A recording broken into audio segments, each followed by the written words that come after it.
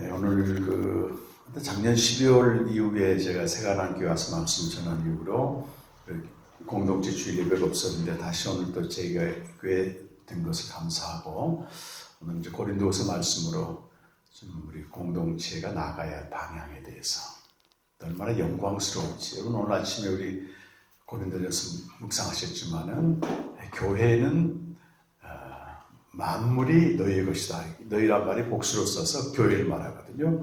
그럼 모든 사역자들도 교회를 위한 너희 것이다.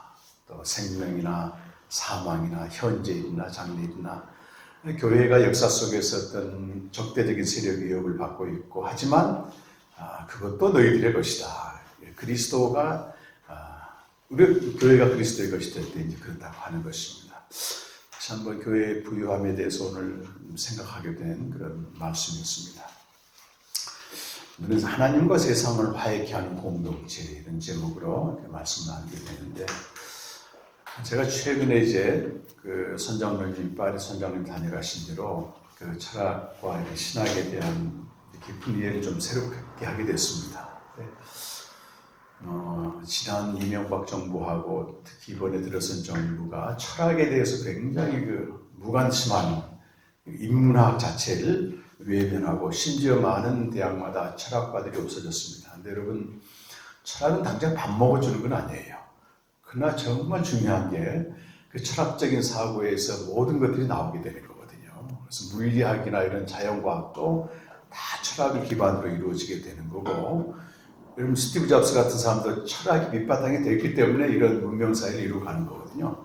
인간의 삶에 있어서 너무 중요한 요소들인데 시대를 해석하고, 근데 그런 그 기여가 안 돼 있다면 인간 세계는 거의 동물 세계로 들어간단 말입니다. 그래서 근데 철학자들이나 신학자들의 연구는 그 시대만 연구한 게 아니고 플라톤부터 그 이전부터 시작해서 쭉 역사를 훑어오면서 오늘 이 시대에 우리가 어떤 질문을 해야 될 것인가, 또 어떤 삶을 살아야 될 것인가 통찰하기 때문에 결국 신앙과도 동떨어지지가 않습니다.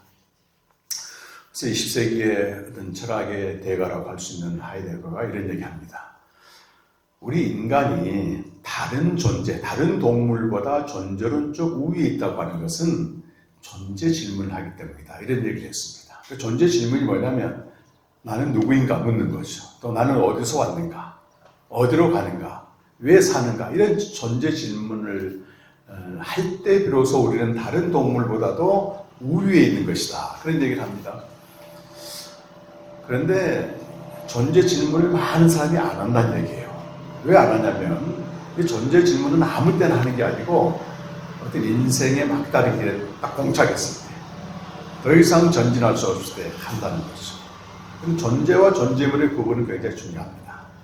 사람들은 존재물에 대한 관심이 굉장히 많아요. 자기 존재가 어떠하든 눈에 보이는 것들을 통해서 어떤 존재의 안정감을 느끼려고 하는 것입니다. 그래서 시편 여러분 52편 6절 7절 보면 이제 악인과 의인을 그 시편 기자가 얘기하는데, 악인의 특징이 뭐냐면 하나님을 힘으로 삼지 않고 재물의 풍성함을 의지하고 악한 것들로 스스로 안정감을 누리려고 하는 자들이다. 이들이 악인이라고 하는 거예요.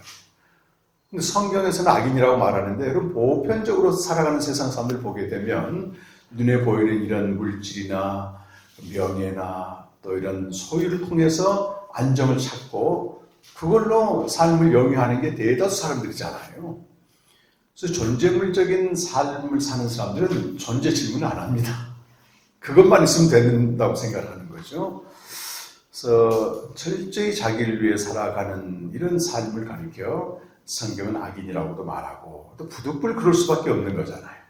신약에 와서는 옛 생명이 그렇게 산다. 그래서 오늘 여러분 고린도후서 5장 14절 말씀 보면 옛 생명의 죽음에 대해서 이렇게 선언하고 있는데 같이 한번 읽어보세요.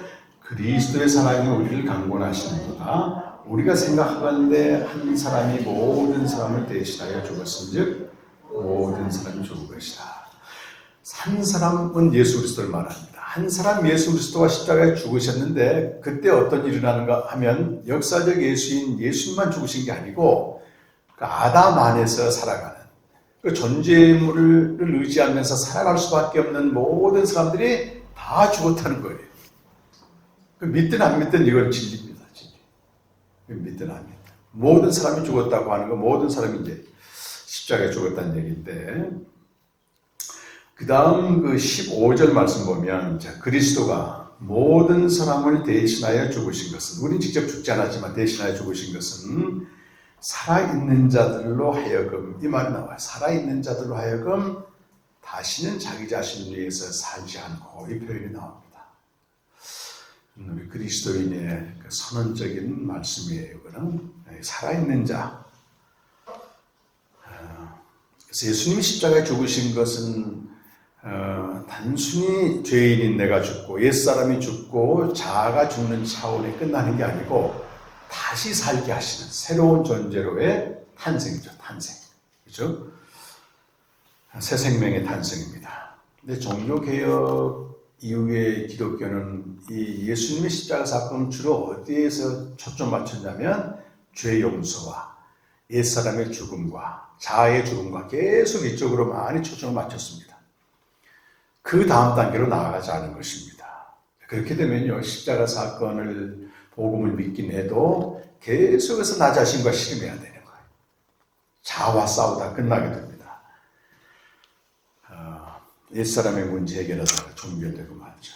그래서 십자가 사건의 본질은 물론 옛사람의 죽음은 당연히 따르지만 더 중요한 게 이쪽이에요. 새 생명으로 탄생했다고 하는 게 더 방점을 두게 됩니다. 전체적인, 특별히 요한복음이 그래요.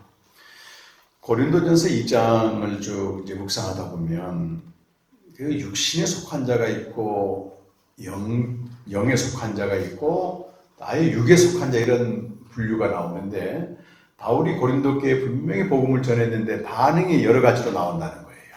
전혀 못 깨닫는 사람이 있고 육에 속한 자들. 또 어떤 사람들은 복음을 깨닫는데 그 다음 단계를 깨닫지 못한 사람들이에요. 에베소 고린도서 2장 6절 보면 우리 온전한 자는, 다른 말로 우리 영적인 자는 지혜에 대해서 말한다. 그 지혜는 창세전 우리 영광을 위해서 하나님이 미리 정하신 것이다. 이렇게 돼요.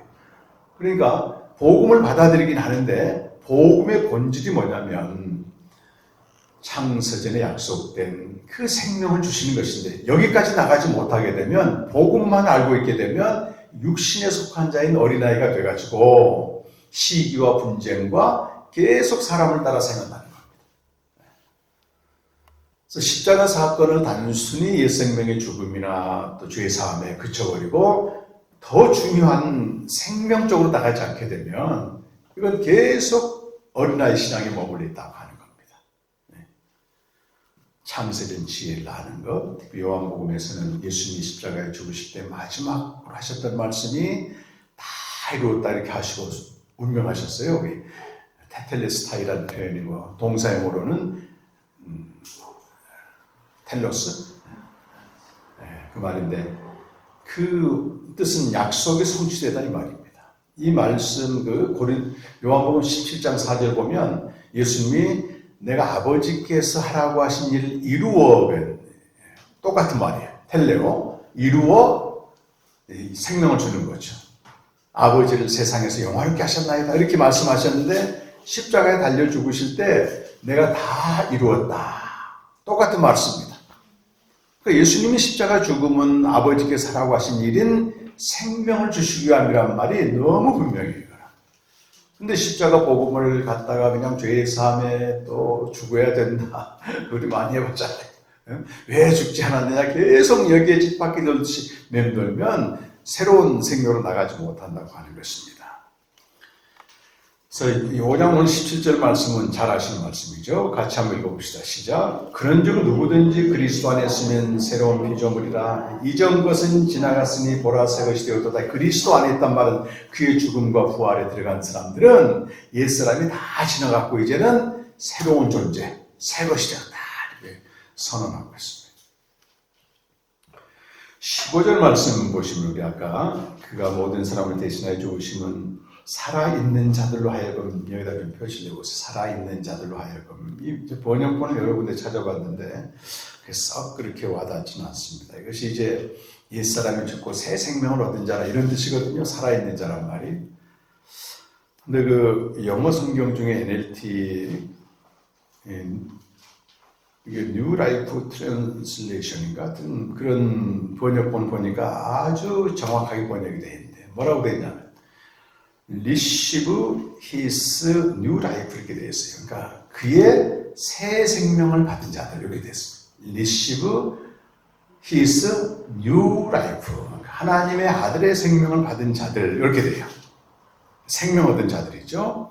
이 생명 얻은 자들의 정체성이 뭐냐면 제일 먼저 나오는 게 다시는 그들 자신을 위하여 살지 않고 이렇게 됩니다.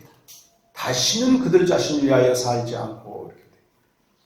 자기의 욕망이나 소원을 이루기 위해서 하나님을 믿는 게 아니다.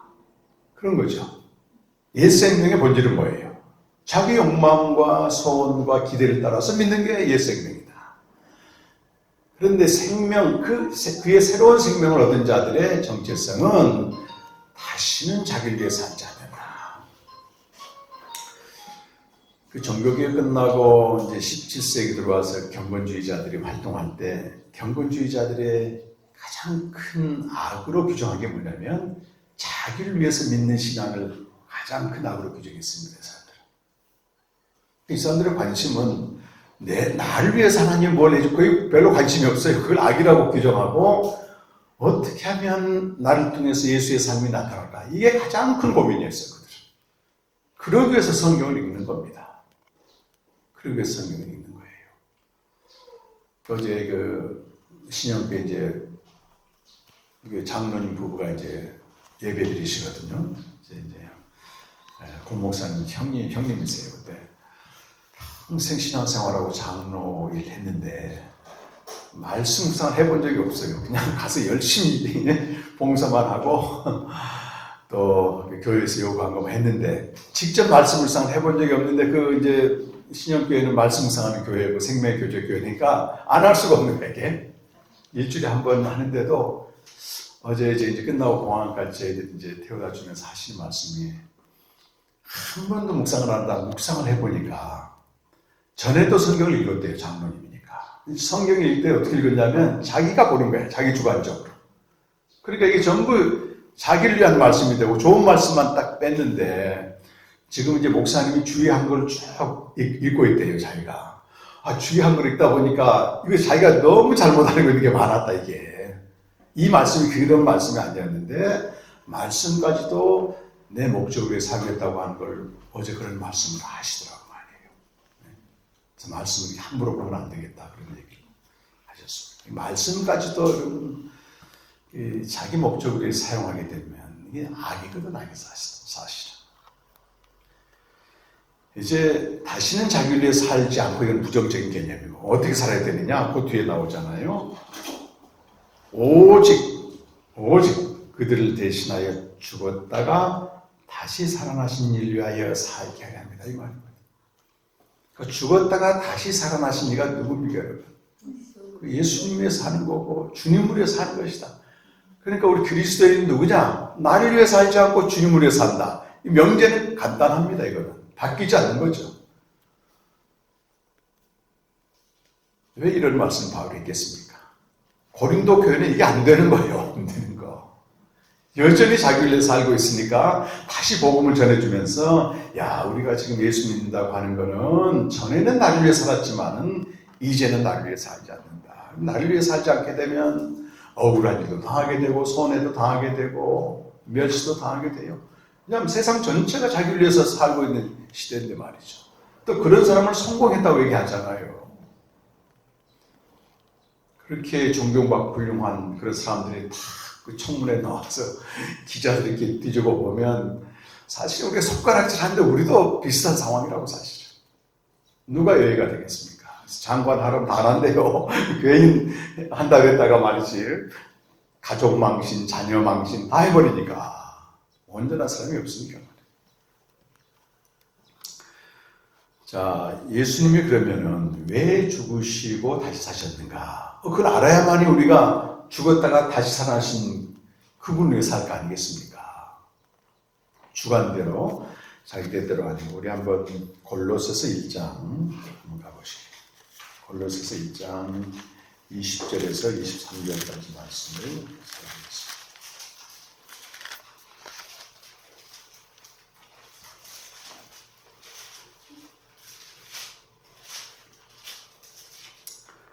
골로새서 1장 20절 23절 함께 읽으실 텐데요. 화목이라는 말에 좀 강조 좀 두고 한번 같이 읽어보겠습니다. 그리스도를 말합니다. 그의 십자가 다 같이 시작. 그의 십자가의 피로 화평을 이루사 만물과 땅에 있는 것들은 함께 있는 것들 그로 말미암아 자기와 화목하게 되기를 기뻐하십니다. 적의 악한 행실로 멀리 떠나 마음으로 원수가 되었던 너희를 이제는 그의 육체의 죽음으로 말미암아 화목하게 하사 거룩과 공롭고 책망할 것이 없는 자로 그 앞에 세우고자 하셨으니 만일 너희가 믿음에 거하고 터 위에 굳게 서서 너희들은 바 복음의 소망에서 흔들리지 않으면 그리하리라. 이 복음은 바울은 이 복음의 일꾼이 됩니다. 여러분 예수님의 십자가 죽음은 화평을 이루기 위한 죽음이었다. 누구와 누구 화평이냐면 하나님과 우리 사이에 여기 21절 보면 전에 악한 행실로 멀리 떠났다 이 말은 전에 악한 행실로 하나님으로부터 멀리 떠나버린 우리를 그리스도께서 죽으심으로 화해케 하셨다. 화목케 하셨다. 그 모든 인간은 하나님부터 멀리 떠나 있습니다. 사실은.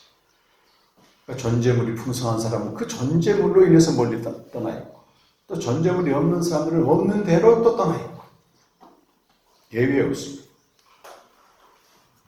이래서 하나님과 그 사람, 세상과의 화해가 필요하다는 겁니다.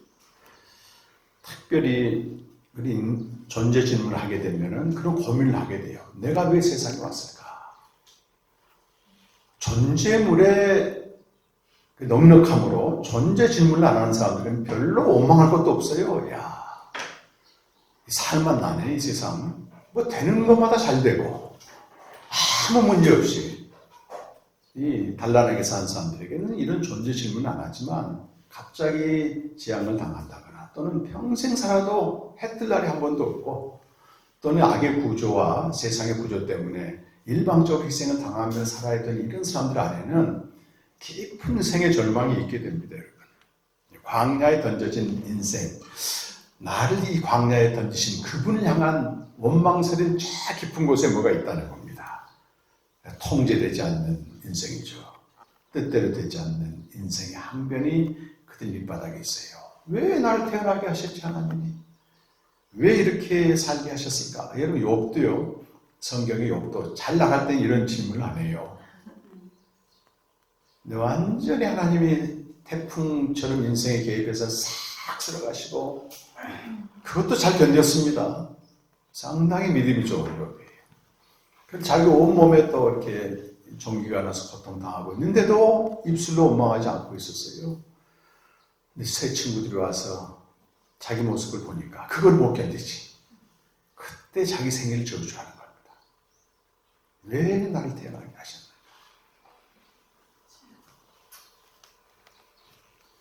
이 세상에서 부와 권력과 명예를 향유하는 사람들은 별로 하나님에 대한 원망이 없습니다. 감사했겠죠, 감사했겠지. 그래서 그 김학철 교수라는 분이 그 아무것도 아닌 것들의 기쁨이라는 책에서 그런 표현을 하더라고요. 주님의 관심은 아무것도 아닌 것들에 관심이 있다는 겁니다. 자기 인생을 단식하고 인생을 단식하는 하나님을 원망하는 것이 막다른 게 있어도 어쩔 수 없는. 근데 저 높으신 분이 아무것도 아닌 자로 오셨다는 거예요. 그리고 아무것도 아닌 인생들 찾아가 그 기득권 사회에서 완전히 배척받고 손가락질하는 그 장녀들, 세리들, 죄인들, 그들의 친구가 되어주는 거잖아요. 그리고 뭐 합니까? 그래서 내가 왔다는 메시지를 하는 거예요. 내가 그래서 죄인을 구원하러 왔다. 이제는 하나님과 화해하자. 밑바닥에 있는 하나님과 적대감을 갖고 있는 이런 것들. 피투성이라도 살아있으라고 이스라엘 백성이 그렇게 이제 에스겔 선지자 통해서 말하는데요.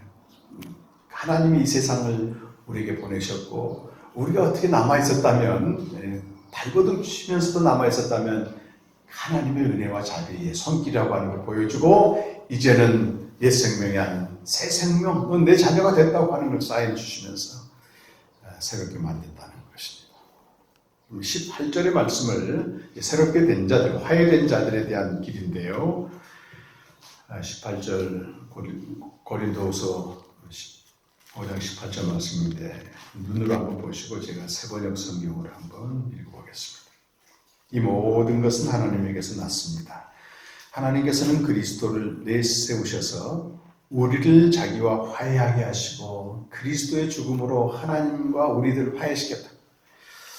또 우리에게 그 다음입니다. 화해의 직분을 맡겨주셨습니다.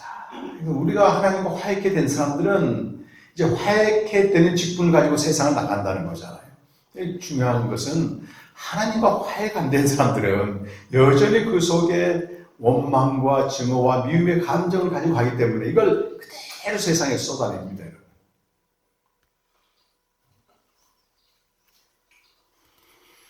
먼저 하나님과 화해를 매일 이루라는 겁니다. 로마서 5장 1절 말씀 보게 되면 우리가 믿음으로 얻게 된 자는 예수 그리스도로 말미암아 하나님과 더불어 화평을 이루자.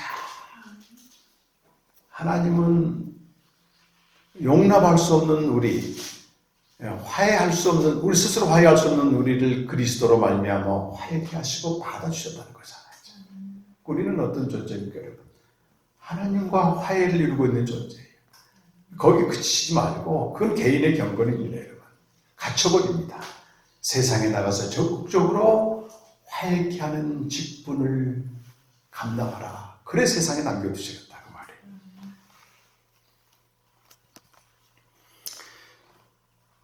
19절 말씀 끝에 보면 그 우리에게 화목하게 하는 직분을 주시고 마지막에 보니까 화목하게 하는 말씀을 우리에게 부탁했다. 이 말씀이 또 나와요. 그 뭘로 여러분 화목하게 할 겁니까?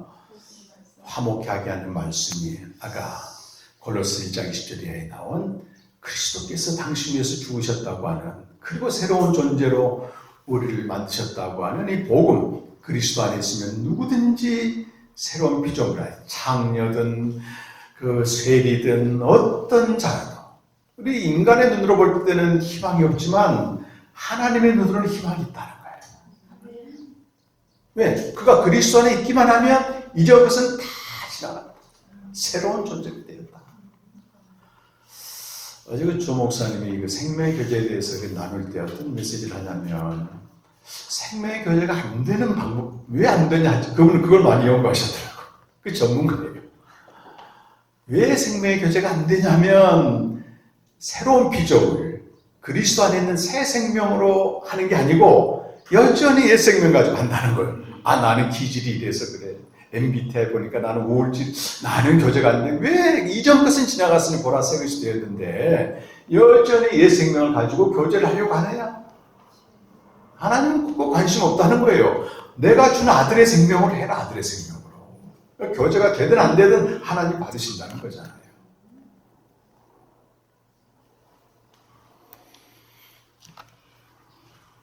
구체적인 행동을 요구합니다. 인간의 정신에 대해서 깊이 통찰한 해겔의 그 정신 현상을 보게 되면 개인이 어떤 대상과 접촉했을 때 이제 결핍을 느끼는데 이건 절대 스스로 해결 못한다. 세상과 부딪히고 공동체 안에서만 극복된다 이런 표현을 하거든요.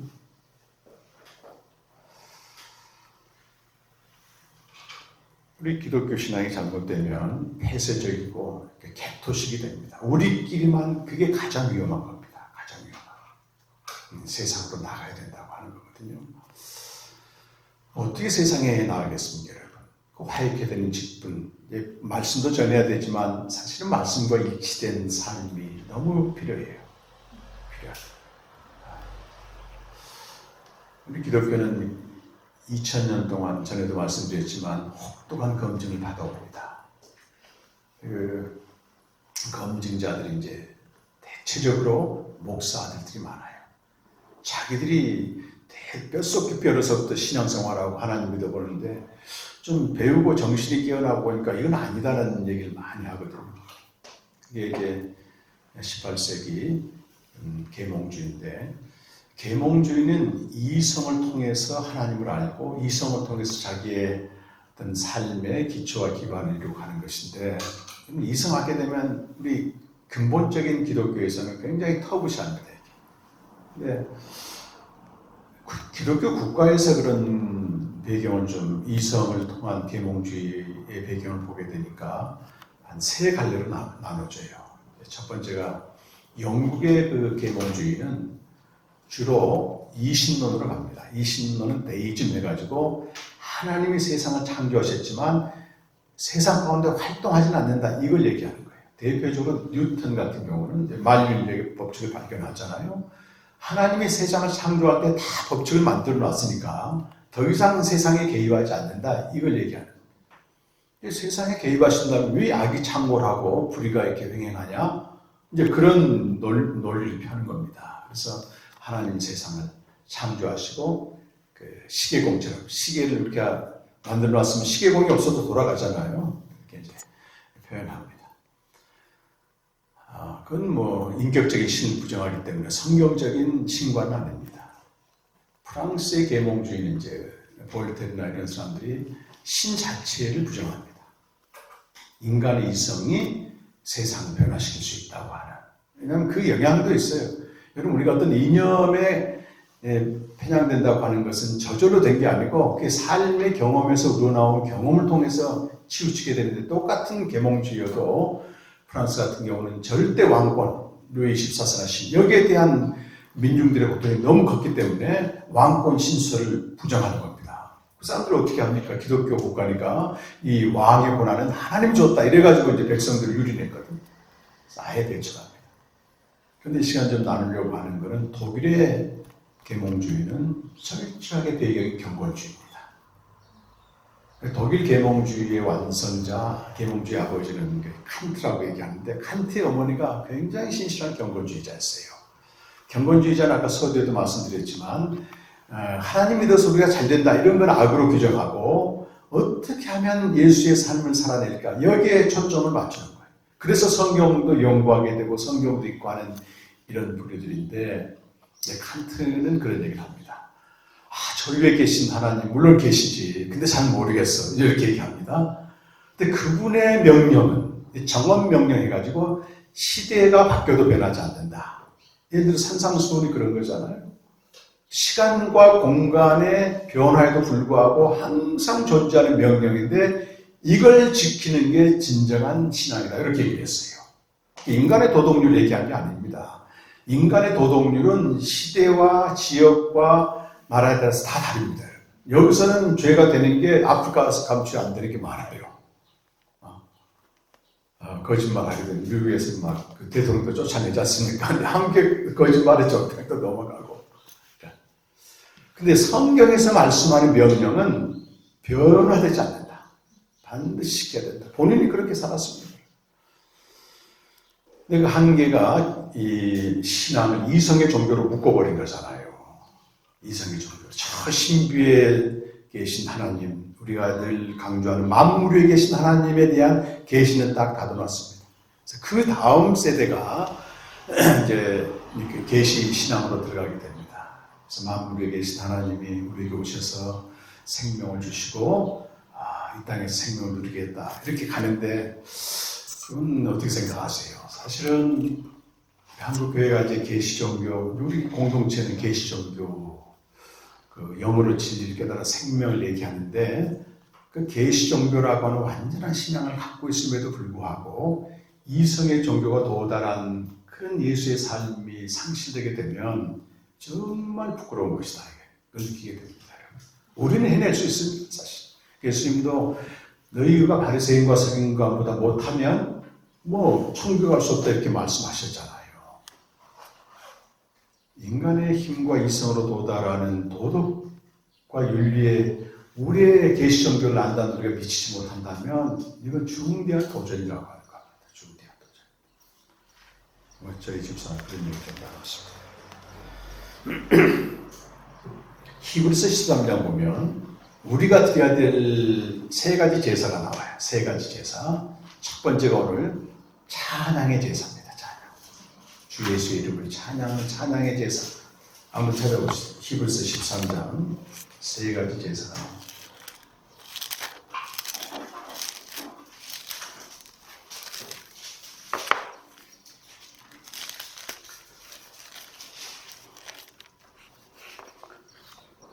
(15절) (16절) 13장 (15절) (16절) 히브리서입니다. 함께 읽어 시작. 그럼 우리는 예수로 말미암아 항상 찬송의 제사를 하나님께 이는 그 이름을 증언하는 입술에 오직 선을 행함과 서로 나누어 주기를 잊지 말라. 하나님은 이 같은 제사를 기뻐하신다. 세 가지 제사가 나오죠. 찬양의 제사가 나오고 우리 짐승 바쳐서 드리는 제사가 아닙니다. 하나님이 우리에게 행하신 일을 찬양하는 거예요. 맹목적인 찬양이 아니고 하나님 우리에게 행하신 일, 우리에게 생명이 있으면 하나님은 은혜다. 그런 찬양이잖아요. 울컥울컥하지 않습니까? 두 번째가 선을 행하는 겁니다. 이 말씀은 굉장히 중요한 의미가 있습니다. 우리 기독교는 죄를 안 짓고 악을 행하지 않고 악을 제거하고 여기에 머물러서는 안 된다. 굉장히 적극적인 긍정적인 통치를 요구하고 있습니다. 나는 이 꼴 저 꼴 보기 싫어서 안 가. 이게 아니고 그 꼴을 보면서 가야 되는 거예요. 그 꼴을 보면서 가야 되는 거예요.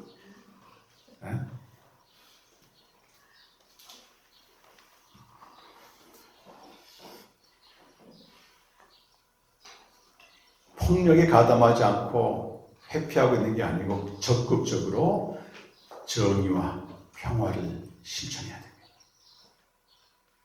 이런 악의 제거나 이런 소위 적폐 청산 이거는 세상 권력으로 할 수 있는 거예요.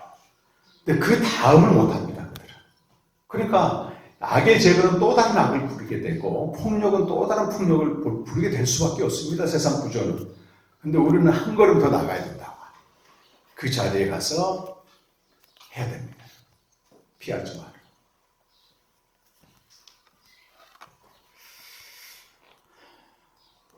열왕기하 10장에 보면 예후라는 왕이 나오는데 이런 북이스라엘 역사에서 예후라는 왕은 대단한 사람입니다. 아합 시대부터 뿌리 깊이 박힌 바알신을 단번에 다 척결한 사람이에요.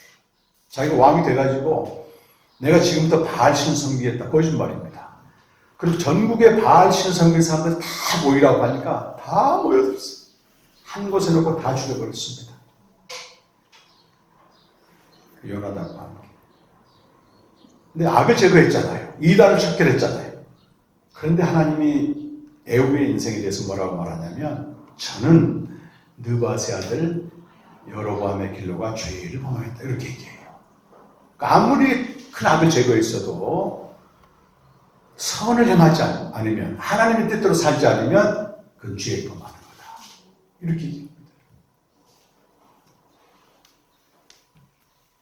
한 달란트 비도 마찬가지. 아무것도 안 하고 하나님이 한 달란트 주고 5달란트 2달란트 주는데 가만히 보관해 놨잖아요. 악하고 게으른 종이라고 얘기합니다.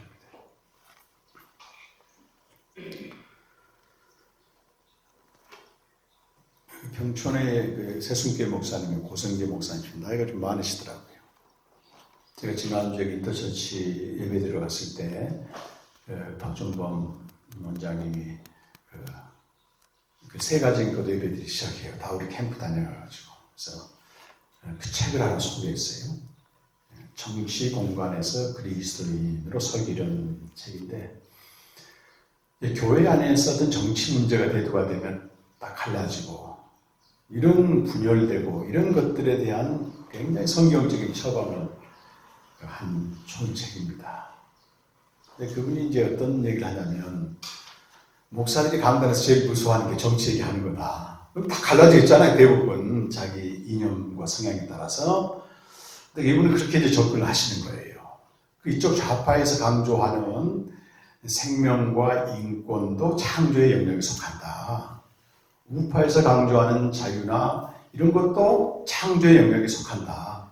모두가 창조의 영역에 속했는데 왜 이렇게 갈라져 버렸냐, 이거는 우리 기독교인 관점에서 볼 때는 그들의 삶의 경험이라는 거예요. 이쪽에다가 억울한 일 당하면 좌파가 되고 좌파에서 억울한 일 우파가 된다. 그렇게 되면 이념이 우상이 된다. 그걸 잘 이제 풀어내고 있습니다. 분열된 공동체가 되어버렸어, 이념으로. 이념은 우상이 아닙니다. 이념의 본질은 뭐냐면 불완전한 거예요. 절대 이 땅에서 실현되지 못하는 겁니다. 해결이 그래요. 하나님 신의 나라가 이념적이다 이런 표현을 하는데 이념이란 말 뜻에서는 그 완전한 나라지만 이 땅에서는 완전히 실현되지 않는다 이거예요. 이념에 빠지게 되면 실현되는 걸로 착각을 해버린다는 거. 안 됩니다. 그래서 유토피아라고 하는 이념은 앞에 토피아가 뒤에 토피아가 천국이고 유는 없다 그 말이고 없다고 말이지 없다. 우리 기독교인들이 화해의 말씀을 전한다는 얘기는 그렇게 갈라진 그들에게 진리를 전하고 복음을 전하고 그 정치 얘기가 아니고 이걸 해야 되는데 과제입니다. 과제 얘기. 복음의 이야기하고 세상에 나가서 하나님과 세상을 화해케 하는 그 공동체. 내가 열심히 노력하고 의도가 없어도 말이죠. 이 공동체 안에서 매일 주님과 교제하면서 용납받는 경험을 하게 되면 이게 삶에서 자연적으로 나타나게 해요. 마지막에 제가 기록한 우리 박지사님 얘기를 어제 제가 들었습니다. 남편 태전사님이 어제 우리 집에 와가지고 짐을 싣고 이제 캠프장까지 갔는데 그 쿠팡에서 오랜 시간 일해요. 근데 아주 열악한 그 보직을 맡아가지고 거기에 한 달 이상 견딘 사람이 없다는 거예요. 근데 6개월 이상 있어가지고 왕고참 됐다. 왕고참. 그 된 사람이 왕고라 해서 왕고가 뭔 말이 아니에요. 왕고참. 희한한 거죠. 그 자기 밥그릇 챙기기가 바쁘잖아요. 이렇게. 그래서 수시로 새로운 직원이 오니까 안 가르쳐준다는 거예요. 대부분. 자기 일하기도 번거롭고 바쁜데 언제 새로운 직원 자세하게 알려주냐고. 어디 집사님은 자세하게 알려준다 이렇게. 또 나이 많은 분이 이렇게 아저씨가 와가지고 이제 이걸 잘 못 만지니까 컴퓨터를 물어보고 끝까지 가르쳐주는 걸 보고 주변의 직원들이 놀란 거예요. 놀란 겁니다. 그리고 어떤 알바 대학생이 왔는데 겨울 때 이게 한 몇 개월 전에 화장실 가서 막 그 패딩을 손으로 막 닦고 있더라는 거예요. 이거를. 그래서 왜 닦냐 그랬더니 내가 빌려 입고 왔는데 뭐가 묻어서 그런다 얘기를 하는 거예요. 어린 대학생이. 근데 박사님이 그때 당시 몇 년 만에 그 남편으로부터 패딩을 그렇게 선물 받고 싶었는데 그 사가지고 자기 아까워서 입지도 않는 거야 이거를. 그 다음날 떠가니 그 여학생한테 갖다 준 거예요.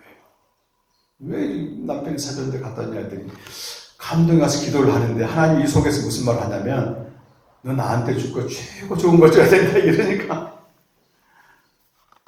불과 한 6개월쯤 됐는데요. 지금 주변에 있는 사람들이 이 한 분, 이 젊은 집사님한테 너무 놀랄 겁니다. 지금은 다 도와주고 우리에게 이런 사람이 있다. 그게 다른 게 아니지만 이분은 이제 묵상할 때 보게 되면 자기 다 까발리거든. 내가 이렇게 살고 이렇게 살고 아주 생동감 있어요. 근데 집에서 일 안 하고 전업주부로 있을 때보다 훨씬 묵상이 풍성하다는 거예요. 그런 경험도 하시잖아요. 전업주부 있을 때 미루고 또 안 하기도 하고 맹맹했는데 현 치열한 삶의 현장에 있다 보니까 이게 살아있는 주님과 교제가 된단 말입니다. 야, 진짜 하나님과 세상을 화해케 하는 증인으로 살고 있구나. 우리가 이제 10여 년쯤 이제 됐는데 그 박사님 또한 제주 공동체 출신입니다. 2013년부터 이 공동체 모임 왔다가 이제 육지로 가면서 2015년부터 이제 인천에 거주하면서 이제 거기서 계속 우리가 공동체 예배를 드렸거든요. 근데 몇 번 고비도 있긴 있었어요.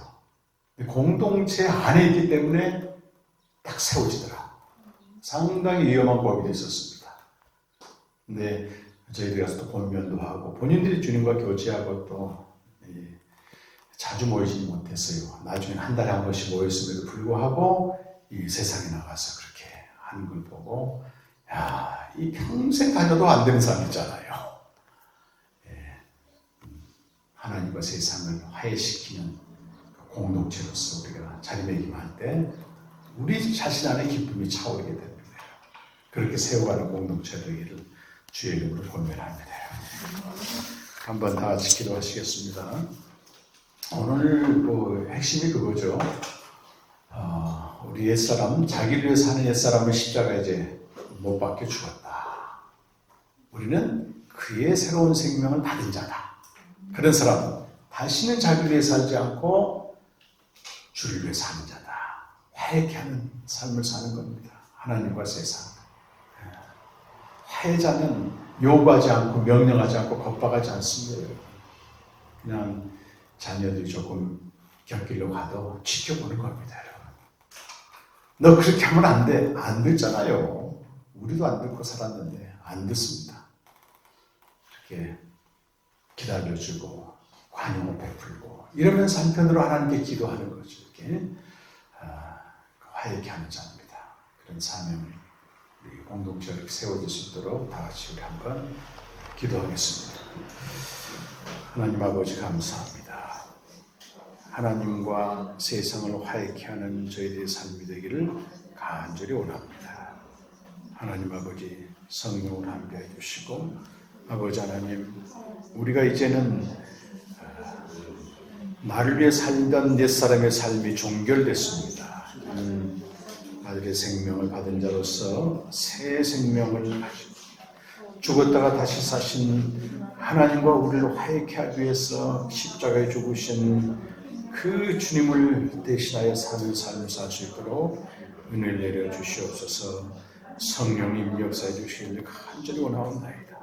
우리 제주 생명 공동체가 하나님과 날마다 화해하며 세상에 나가서는 하나님과 세상을 화해케 하는 공동체로 한 주간의 삶을 살아갈 수 있도록 역사해 주시옵소서. 하나님 아버지 감사합니다. 우리에게 영원한 생명을 주시고 이전 것은 지나갔으니 보라 새로운 존재가 되었도다. 우리에게는 아들에게 아들의 생명, 새로 받은 아들의 생명이 있음을 믿습니다. 이제는 다시는 자기 자신을 위해 살지 않고 하나님과 우리를 화해케 하시기 위해서 죽었다가 다시 사신 예수님을 위해 살게 하여 주시옵소서.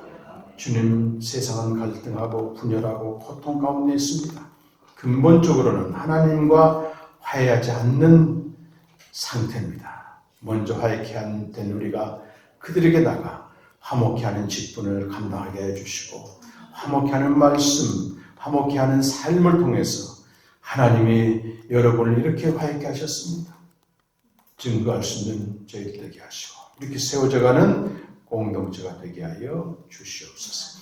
예수님의 이름으로 간절히 기도드립니다. 아멘.